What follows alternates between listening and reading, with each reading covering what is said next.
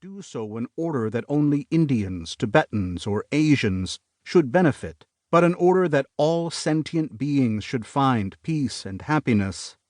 It is my prayer, too, that whoever puts these instructions and words of advice into effect may find the tranquility and insight that is their fruit. September 29th, 2003. Acknowledgements. This book is based on a series of lectures I gave in Santa Barbara from the autumn of 2000 through the spring of 2001. These lectures were recorded and then transcribed by many volunteers among my students, to whom I am deeply grateful. These raw transcripts were then edited into book form by Brian Hodel, after which I made various changes which he polished once again. It had been a pleasure working with Brian, and I thank him for his unflagging enthusiasm and skillful editing. The manuscript was then sent to my agent, Patricia Vanderloon, who coached me with enormous patience in writing a book proposal and polishing my writing style. It was thanks to her that the manuscript was submitted to John Wiley & Sons, and due to the kind interest on the part of Thomas Miller, executive editor, General Interest Books, that it was accepted for publication. I have very much enjoyed working with Taryn Johnson, the editor at John Wiley & Sons, who line-edited the manuscript and made other helpful suggestions.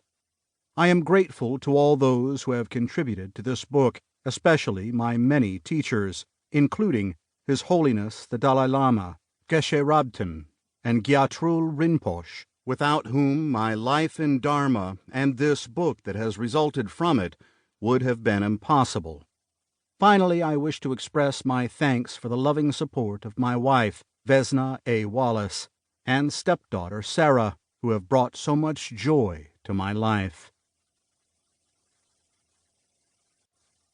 Introduction. Over the past 34 years that I have studied and practiced Buddhism, I have trained under the guidance of 60 teachers from the East and West. Most of my spiritual mentors have been Tibetan, but I have also learned from meditation masters trained in the Theravada traditions of Burma, Thailand, and Sri Lanka. Among the wide range of meditation practices to which I have been exposed, I have found none more beneficial than the following 5 Buddhist meditations. Meditative quiescence. The 4 applications of mindfulness, of the body, feelings, mind, and mental objects. The 4 immeasurables: compassion, loving-kindness, empathetic joy, and equanimity. Dream yoga. Dzogchen, the great perfection. As far as I'm concerned, these are the greatest hits of the Buddhist meditative tradition because they present a direct path leading to the realization of our deepest nature and the potentials of consciousness. These meditations are the essential Buddhist practices for refining the attention, cultivating mindfulness, opening the heart, investigating the nature of the waking state and its relation to dreaming, and finally probing the nature of awareness itself. Each takes you a step further on the path to enlightenment, yet you don't have to believe in any specific creed to engage in them, and you can swiftly see for yourself how they alleviate the afflictions of the mind and bring you a greater sense of well-being and fulfillment. I have not watered these meditations down for popular consumption, nor have I mixed them with cultural additives from the traditional Asian civilizations in which they have long been preserved. While I admire those cultures, I was born and raised in the West, and it is important to recognize that these practices are as powerful for us in the modern world as they were for Asians centuries ago. Although they originated in India and Tibet, these practices are universal in their application.